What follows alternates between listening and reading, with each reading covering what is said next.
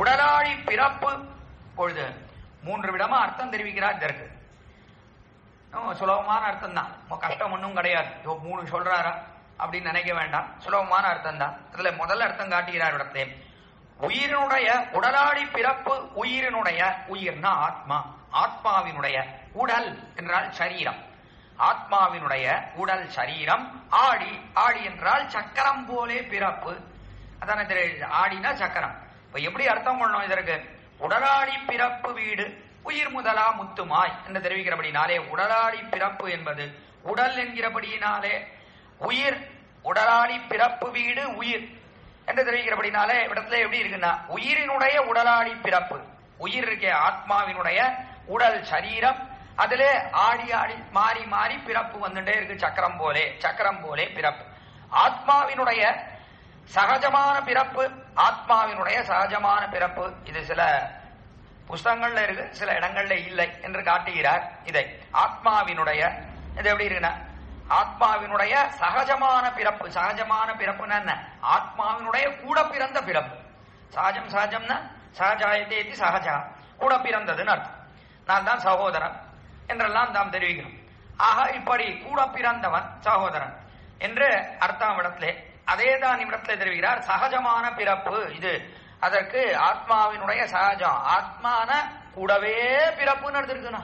அதுக்கு பிறப்பு இல்லாமல் இருப்பதே கிடையாது, அதோட பிறந்தது இந்த பிறப்பும் கூட என்பதா அர்த்தம் தெரிவிக்கிறார். சகஜமான பிறப்பு. வீடு முதலா முற்றுமாக ஐக்காக மோக்ஷாதி புருஷார்த்தங்களை பெருகைக்காக. இடத்தை வீடு முதலா முற்றுமாய், உடலாடி பிறப்பு. வீடு உயிர் முதலா முத்துமாய், உடலாடி உயிர், உயிர் உடலாடி பிறப்பு, வீடு முதலா முத்துமாய் என்று அப்படி அர்த்தம் கொள்ள வேண்டும்.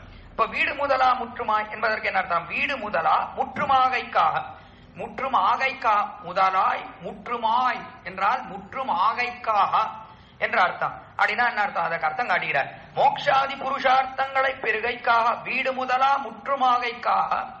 மோக்ஷம், வீடுனா மோக்ஷம், பரமபதத்தை அடைவது, விடுதலை, பரிபூர்ண விடுதலை. அப்படிப்பட்ட இந்த மோட்சம் இருக்கு, அந்த மோக்ஷாதி புருஷார்த்தம், மோக்ஷம் முதலிய புருஷார்த்தங்களை பெருகைக்காக, மோக்ஷம் முதலிய புருஷார்த்தங்களை பெருகைக்காக இந்த ஆத்மாவானது ஒவ்வொரு உடலுக்குள்ளே சக்கரம் போலே சுத்தி சுத்தி வடைகிறது, பிறந்து கொண்டே இருக்கிறது. எதை பெறுவதற்காக? வீடு முதலா முத்துமாய். வீடு முதலியவைகள், முதலியவைகள்னா என்ன? தர்மார்த்த காம மோட்சம் தான் முதலியவைகள் எக்ஸெட்ரா. அப்படின்னாலே என்னன்னா தர்மம் 4 தான், புருஷார்த்தம், புருஷார்த்தம்னா என்ன? 4 தான், தர்மம், அர்த்தம், காமம், மோட்சம். தர்மம், தர்மம் எது என்றால் இந்த லோகத்திலே அறம், அறம் என்று சொல்லக்கூடியது தர்மம், நல்ல மார்க்கத்திலே நிற்பது அறம், தர்மம். அர்த்தம் அது பொருள். அதே போல காமம், அது எதை ஆசைப்படுறோமோ அது ஆசைகள், காமம். மோட்சம் எம்பெருமானை அடை. நாளை இந்த 4 புருஷார், இந்த 4ஐத்தான் முதல் முற்றுமாய் என்று இவைகளை பெறுவதற்காக, மோக்ஷாதி புருஷார்த்தங்களை பெருகைக்காக என்று அர்த்தம் காட்டினார். அதுக்கு அடுத்தபடி தெரிவிக்கிறார், சரீரத்தினுடைய வட்டமான பிறப்பு. இதை விவரிக்கிறார் நம்பிள்ளை மீண்டும். சரீரத்தினுடைய வட்டமான பிறப்பு, சக்கரம்னு சொல்லிட்டார். உடலாடி பிறப்பு என்கிறபடினாலே உடலாடி பிறப்புன்னு காட்டினார். இப்பொழுது உடலாடினா என்ன அர்த்தம்? ஆடினா வட்டமான பிறப்புன்னு அர்த்தம். மறுபடியும் மறுபடியும் சுத்தி சுத்தி வந்துட்டே இருக்கின்ற பிறவினா இருக்கு, அது முடிவதே இல்லை. சக்கரம் எப்படி வட்டமா இருக்கோ அதே போல இதுவும் வட்டமா இருக்கு. ஏதாவது வட்டத்துல ஏதாவது இது முதல் இது கடைசின்னு ஏதாவது தெரியறதோ? எதுவும் தெரியாது. வட்டத்திலே ஏதாவது இந்த இடம் தான் ஆரம்பித்ததுன்னு சொல்ல முடியுமா? சொல்லவே முடியாது. ஒரு வட்டத்தை போட்டுடுறோம், எங்கேருந்து ஆரம்பித்து இந்த வட்டத்தை போட்டான் அப்படின்னு கேட்டா ஒத்தனாலையும் சொல்ல முடியாது. யாராலையாவது சொல்ல முடியுமா? யாராலையும் சொல்ல, போட்டவனே வரணும், அவனே இங்கதான் ஆரம்பிச்சேன்னு சொல்லமே தவிர யாராலையும். அப்படின்னா அது சுத்தின்றே இருக்கு, அதற்குள்ளே எங்க ஆரம்பித்தோம் அது எங்கே முடிந்தது அது ஒத்தனாலையும் சொல்ல முடியாது. ஆக இப்படி போயிட்டே இருக்கிறது. அப்படிப்பட்டதுதான் அந்த சக்கரம் என்று தெரிவிக்கிறார்.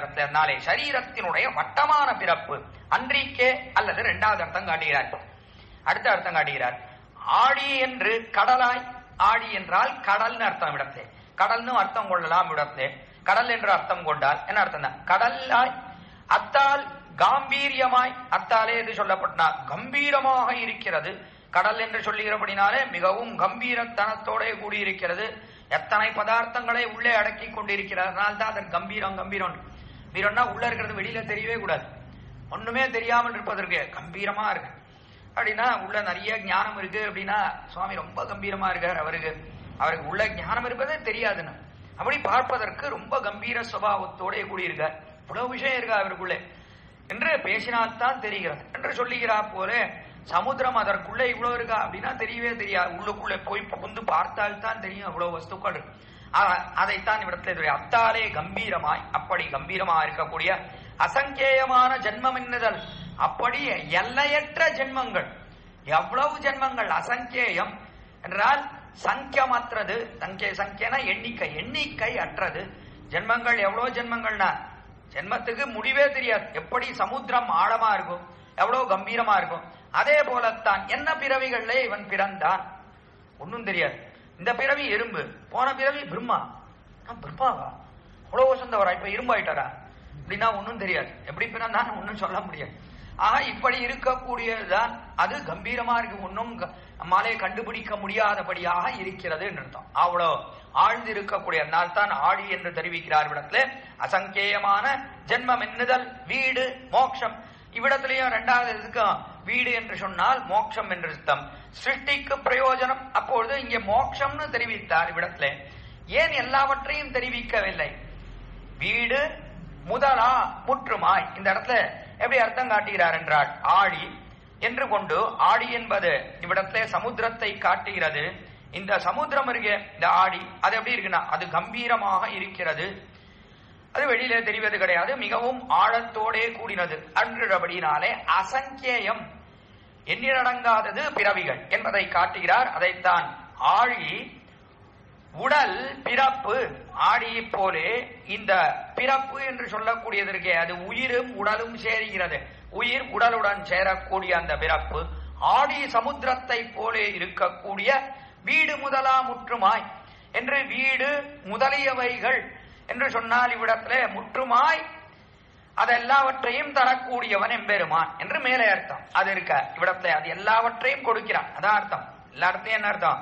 கடலாளி நீர் தோற்றி அதனுள்ளே கண் வளரும் என்று அதற்குள்ளே எம்பெருமான் கண் வளர்கிறான். எதற்கா? வேண்டியவர்களுக்கு வேண்டிய காரியத்தை செய்வதற்கா, இந்த புருஷார்த்தத்தை கொடுப்பதற்காகத்தான் இருக்கிறான் எம்பெருமான். அவ்விடத்திலே கடல்லே சயனித்திருக்கிறான்.